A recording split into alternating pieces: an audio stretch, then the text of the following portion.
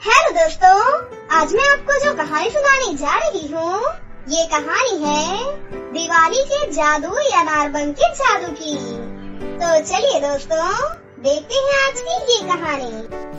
भरतपुर गांव में मानवी नाम की एक लड़की रहती थी।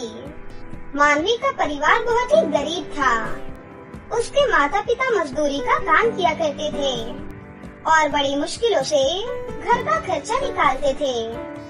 दिवाली का त्योहार आने वाला था, पर मानवी के माता पिता के पास एक भी जमा पूंजी और पैसे नहीं थे।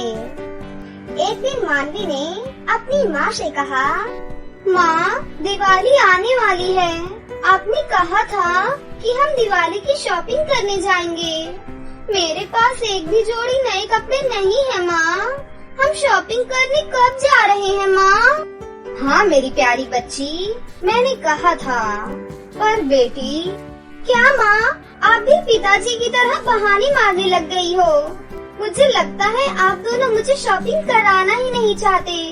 आप चाहते हो कि हर बार की तरह इस बार भी बच्चे दिवाली पर मेरा मजाक उड़ाएं, है ना? ऐसी बात नहीं है मेरी बच्ची, हम जल्दी शॉपिंग पर चलेंगे। इतना कहकर मानवी की माँ वहाँ से बाहर की ओर जाने लगती हैं। कई दिनों से मानवी के माता पिता को कोई भी काम नहीं मिल रहा था, लेकिन आज मानवी की माँ ने सोच लिया था कि वो कहीं न कहीं से रुपयों का इंतजाम जरूर करेंगी। इस तरह मानवी की माँ सोचते सोचते सड़क पार कर ही रही होती है कि तभी अचानक एक कार के आगे आ जाने से उनकी मृत्यु हो जाती है। ये खबर जब मानवी के पिता विक्रम को पड़ती है तो वो जल्दी से दौड़े दौड़े घर आते हैं। इस तरह कुछ दिन शोक में ही बीतते हैं। मानवी अभी सिर्फ 10 साल की ही थी, इसलिए उसकी अच्छी परवरिश करने के लिए उसके पिता ने एक नैना नाम की औरत के साथ दूसरी शादी कर ली। नैना का पहले से ही अपना एक बेटा था, जिसका नाम आयुष था। आयुष अभी बहुत ही छोटा था। मानवी के पिता गांव में काम धंधे न होने के कारण शहर काम के सिलसिले से चले जाते हैं। विक्रम के जाते ही नैना मानवी के साथ बुरा बर्ताव करने लगती है और उससे घर का सारा काम करवाती है और खुद अपने बेटे आयुष के पालन पोषण में लगी रहती है। आज पूरे गांव में दिवाली थी और सभी गांव वाले आपस में मिठाइयाँ बांट रहे होते हैं, लेकिन मानवी के यहाँ घर पर मानवी को सूखी रोटी खाना भी मुश्किल था। मानवी के पिताजी के जाने के बाद नैना ने मानवी को अपने घर की नौकरानी की तरह रख लिया था और वो उससे खाने के लिए भी कुछ नहीं देती थी। जिस दिन उनके खाने के बाद एक रोटी बच जाती तो मानवी को मिल जाती, नहीं तो ज्यादातर उसे भूखे पेट ही सोना पड़ता था। कुछ दिनों बाद मानवी के पिता का भी शहर में एक गाड़ी से एक्सीडेंट हो जाता है, जिस कारण उनकी भी मौके पर ही मृत्यु हो जाती है। इसी तरह एक दिन रोते हुए मानवी अपने माता पिता की तस्वीर के आगे कहती है, माँ, पिताजी, सौतेली माँ मेरे ऊपर बहुत अत्याचार करती है। वो मुझे खाने को भी नहीं देती। अगर ऐसा ही रहा तो मैं तो तड़प तड़प कर मर ही जाऊंगी। प्लीज मेरी मदद कीजिए। इस तरह मानवी अपने माता पिता की तस्वीर से कई सारी बातें करती है और बातें करते करते उसकी आँख लग जाती है। इसी तरह कई महीने निकल जाते हैं। कुछ दिन बाद नैना की बहन का लड़का कैलाश नैना के घर आता है और कहता है, मौसी जी, आप कैसी हो? घर में सब ठीक है ना? मैं आपके गांव से गुजर रहा था, इसलिए सोचा कि आपका हाल चाल पूछता चलूं। क्या बताऊं, मानवी के पिताजी के चले जाने के बाद घर में बहुत प्रॉब्लम्स आ गई हैं। घर में कुछ खाने को भी नहीं है, जैसे तैसे बस गुजारा कर रही हूँ। और तो और वो मानवी को भी मेरे सहारे छोड़कर चले गए हैं। मैं अब और उसको इस घर में बैठे बैठे नहीं खिला सकती। इसकी वजह से मेरे छोटे से बेटे को भी भूखा रहना पड़ता है। कैलाश सोचता है क्यों ना वो मानवी को अपने साथ ले जाए और उससे अपनी फैक्ट्री में काम कराए। तभी कैलाश कहता है, मौसी जी, आप बिल्कुल भी चिंता मत करो। मानवी को आप मुझे दे दो, मैं इसे अपने साथ काम पर रख लूँगा और इसके बदले इसे खाने के लिए 2 वक्त का खाना भी दे दिया करूँगा। और मानवी जो काम करेगी उसके बदले में मैं आपको 8,000 रुपए महीने भिजवा भी दिया करूँगा, जिससे आपकी मदद भी हो जाएगी। नैना मानवी से छुटकारा पाने के लिए कैलाश को हाँ कह देती है और मानवी को देने के लिए तैयार हो जाती है। नैना मानवी को कमरे से बुलाकर झूठा दिलासा देकर उसे कैलाश के साथ भेज देती है। कैलाश मानवी को अपने साथ ले जाता है।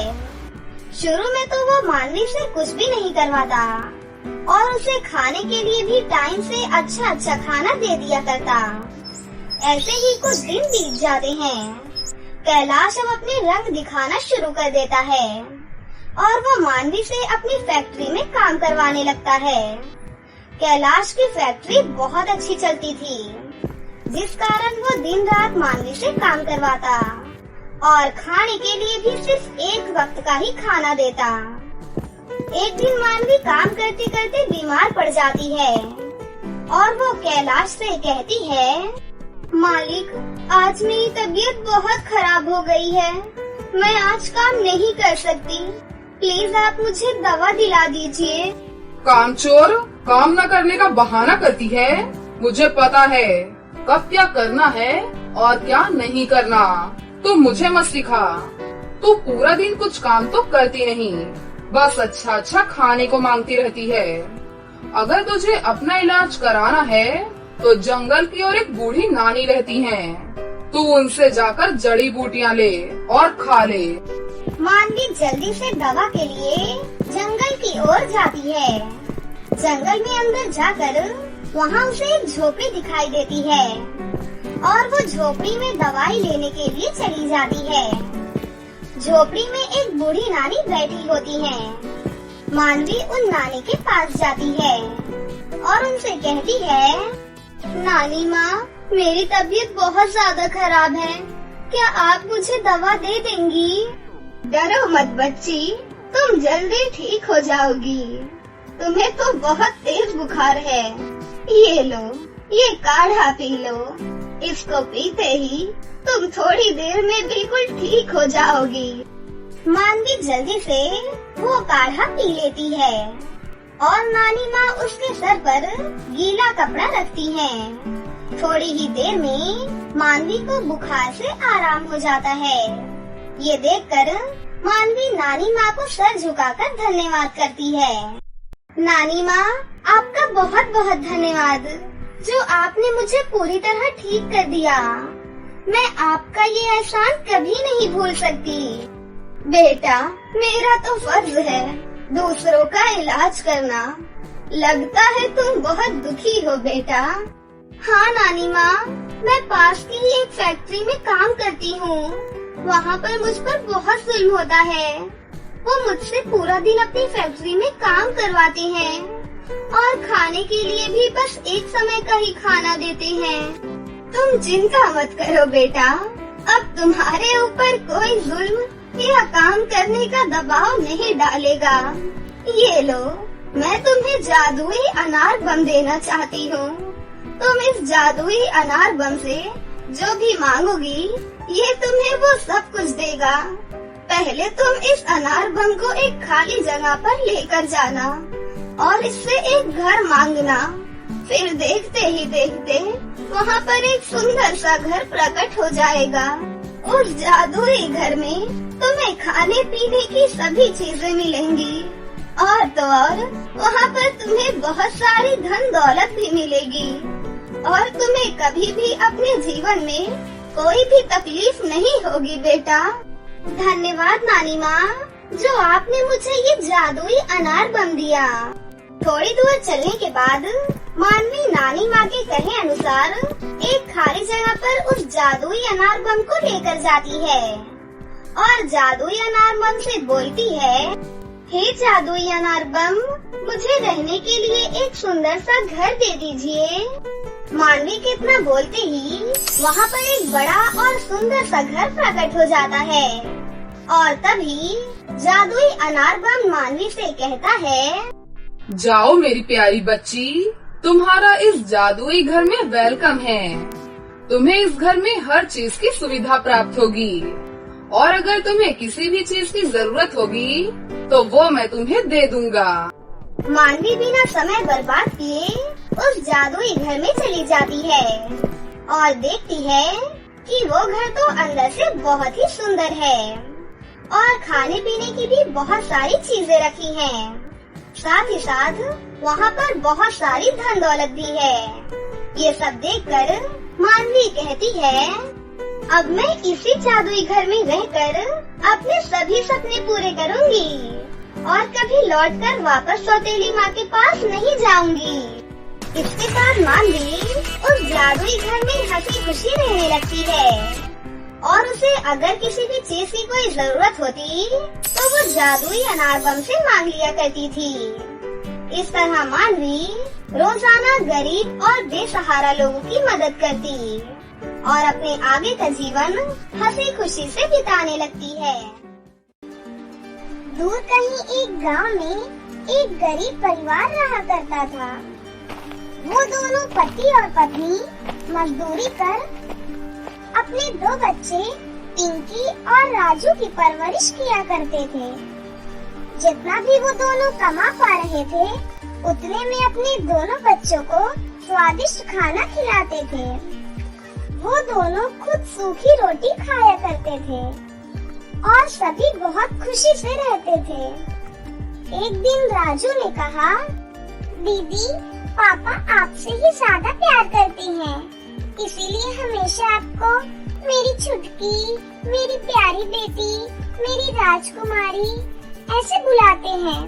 पर उन्होंने आज तक मुझे मेरा छुटकू, मेरा राजा बेटा, मेरा राजकुमार ऐसे कभी नहीं बुलाया। इसीलिए आप ही पापा से बात करो, मैं नहीं करूँगा। भाई मेरे, अगर पापा ने मुझे ऐसे बुलाया तो इसका मतलब ये नहीं कि वो सिर्फ मुझसे प्यार करते हैं। तुम्हें ऐसे नहीं बुलाते तो इसका मतलब ये नहीं कि तुमसे प्यार नहीं करते। अपने माता पिता के लिए हम दोनों उनके आँख के तारे हैं तारे। भला अपने तारों में कोई भेद करता है? दीदी तू चाहे जो भी कह ले, पापा को तू ही ज्यादा पसंद है, इसलिए तू ही पूछेगी। अच्छा तो ऐसी बात है, तो माँ तुझे मेरे चाँद का टुकड़ा, मेरा राज दुलारा, मेरे दिल का टुकड़ा ऐसे क्यों कहती है? क्या माँ ने कभी मुझे ऐसे बुलाया?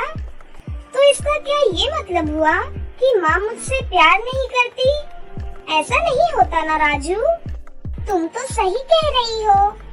अच्छा तो एक काम करते हैं, तुम पापा से पूछो, मैं माँ से पूछता हूँ।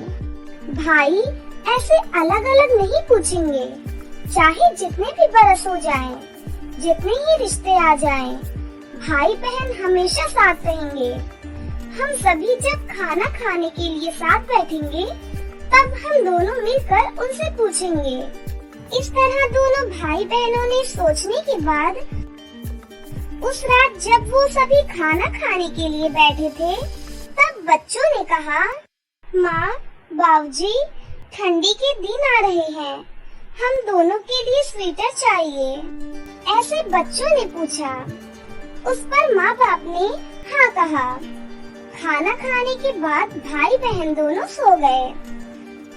रामू और कविता बिना सोए सोचने लग गए थे कि स्वेटर के लिए पैसों का इंतजाम कैसे करें। तब कविता ने कहा, अपनी परिस्थिति कैसी है, 500 रुपए के लिए भी इतना सोचना पड़ रहा है। तब रामू ने कहा, तो क्या करें, हम इतने गरीब भी तो हैं। तुम एक काम करो, मलिका भाभी से कुछ दिनों के लिए पैसे ले लो, उन्हें लौटा देंगे। इस तरह अपने दुखों के बारे में वो बात कर रहे थे। उनकी बातें सुन रहे पिंकी और राजू एक दूसरे को बिना बताए चुपचाप दुखी होकर आंसू बहा रहे थे। उन दोनों की आंखों में आंसू भरे हुए थे। यूं ही रोते रोते वो दोनों सो गए। यूं ही 2 दिन बीत जाने के बाद दोनों के लिए उनके माँ बाप ने स्वेटर लाकर दिया। ये देखकर वो दोनों बहुत खुश हुए। यूं ही दिन बीत रहे थे। एक दिन पिंकी और राजू अपने आंगन में रहे एक पेड़ के नीचे बैठकर बातें कर रहे थे। वो दोनों इस बात से अनजान थे कि उनके माता पिता उनकी बातें छुप छुप कर सुन रहे थे। तब राजू ने कहा, दीदी, दीपावली का पर्व आ रहा है। कम से कम इस बार तो मम्मी पापा हमें कपड़े दिलाएंगे ना? तब पिंकी ने कहा, मैं ये कैसे बता सकती हूँ राजू, वैसे भी हम बहुत गरीब हैं। हमारी ख्वाहिशें पूरी करने के लिए अपने माता पिता बहुत मेहनत करते हैं। मुझे रह रहकर एक बात खटकती है, भगवान भी तो बहुत पैसे वाले हैं ना दीदी, इसलिए सारे त्योहार पैसे वालों के लिए ही होते हैं। हाँ भाई, हर त्योहार धनी लोग बहुत अच्छे से मनाते हैं, नए कपड़े पहनते हैं, मंदिर जाते हैं, धूमधाम से पूजाएं करते हैं, बड़ी रकमें दक्षिणा में भी देते हैं। 2 दिन में दिवाली आ रही है, सभी नए कपड़े पहनकर पटाखे फोड़ेंगे। हमारे पास न कपड़े हैं और न ही पटाखे। ऐसे राजू ने कहा, हम भी माँ बाप जी को ज्यादा तकलीफ नहीं देंगे राजू, उनके पास पैसे होंगे तो वो जरूर लाएंगे। हमारे लिए कर्ज लेकर स्वेटर खरीदा था, उसके पैसे पापा ने आज लौटाए हैं, वो भी रात दिन मेहनत करने के बाद। हाँ, अगर हम अब नए कपड़े और पटाखे पूछेंगे तो पता नहीं वो दोनों कितने दुखी होंगे, कितने कर्ज करेंगे। इसीलिए तो कह रही हूँ भाई, इस दिवाली पर माँ बाबूजी से कुछ नहीं पूछेंगे। यूँ जब वो दोनों बात कर रहे थे तो छुपकर कविता ने उनकी सारी बात सुन ली और वो दुखी हो रही थी। उसने टिफिन लिया और खेत चली गई। वहाँ पर रामू आरी से लकड़ी के टुकड़े कर रहा था। कविता ने उससे कहा कि वो टिफिन लेकर आई है, फिर उसको परोस कर दिया। रामू बैठकर खाने लगा। उसके बाद कविता ने वो सारी बातें कही जो बच्चे बात कर रहे थे। रामू भी सोच में पड़ गया था। वो दिवाली का दिन था, सारे घर को फूल और पत्तों से सजा दिया गया था और दिए रखे गए थे। कविता ने दोनों बच्चों को सर से नहला दिया था और नए कपड़े पहना दिए। बच्चे ये सब देखकर बहुत खुश हुए। माँ, बाबूजी और बच्चों ने मिलकर लक्ष्मी जी की पूजा की। वो दोनों समझ गए थे कि पूजा के बाद में पटाखे भी मिलेंगे। तब पिंकी ने कहा, माँ, बाबूजी, हमें इस दिवाली पर्व के बारे में बताइए ना। उस पर रामू ने कहा, बिल्कुल बेटा, तुम दोनों को भी पता होना चाहिए। दिवाली का नाम सुनते ही सबके मन में पटाखे ही आते हैं। असल में दिवाली का मतलब होता है दियों की लड़ी। असल में दियों को जलाने से ही मानो असली दिवाली हो गई। इतने में कविता ने भी कहा, दिया सौभाग्य, संपत्ति और सौजन्य का प्रतीक होता है। जैसा हमारे पूर्वजों ने बताया, आज के ही दिन श्री राम भगवान ने सीता मैया को रावण का संहार कर वापस अयोध्या ले आए थे। इसी खुशी में सारे गांव वालों ने अपने घरों के सामने दिए जलाए। उस दिन से दिवाली मनाई जाती है। पुराणों में लिखी एक और कहानी की बात की जाए तो नरकासुर नाम का एक राक्षस हुआ करता था। वो राक्षस देवताओं पर बहुत हिंसा किया करता था। नरकासुर को ब्रह्मदेव ने एक वर दिया था, जिससे वो किसी भी शस्त्र या अस्त्र से नहीं मरने वाला था। केवल एक नारी के हाथों ही उसकी मृत्यु थी। उसी वर के मुताबिक माँ दुर्गा के हाथों से उस नरकासुर का वध हुआ था। इसीलिए वो दिन नरक चतुर्दशी के रूप में मनाया जाता है। दिवाली के उपलक्ष्य में शाम के समय मिट्टी के दिए जलाए जाते हैं और साथ में पटाखे भी फोड़े जाते हैं, ऐसे कविता ने बताया। फिर रामू ने बच्चों को पटाखे लाकर दिए। पिंकी, राजू और उनके माता पिता ने बड़े ही उत्साह से पटाखों को जलाकर दिवाली मनाई। तो दोस्तों, कैसी लगी आपको मेरी ये कहानी? मुझे कमेंट करके जरूर बताएं। और अगर आपको ये कहानी अच्छी लगी हो तो इसे जरूर लाइक करें, साथ ही अपने दोस्तों के साथ भी शेयर करें। और हाँ दोस्तों, अगर आपने अब तक मेरे चैनल को सब्सक्राइब नहीं किया है तो जल्दी से नीचे लाल बटन को दबाकर अभी सब्सक्राइब कर लें। साथ ही बेल आइकन को दबाना ना भूलें। तो मिलते हैं आपसे किसी नई कहानी के साथ। तब तक अपना ध्यान रखें। बाय बाय दोस्तों। तो दोस्तों, कैसी लगी आपको हमारी ये कहानी? अगर आपको हमारी कहानी अच्छी लगी हो तो इसे जरूर लाइक करें, साथ ही हमारे चैनल को सब्सक्राइब भी कर लें और बेल आइकन को दबाना ना भूलें। मिलते हैं अगली वीडियो में। धन्यवाद।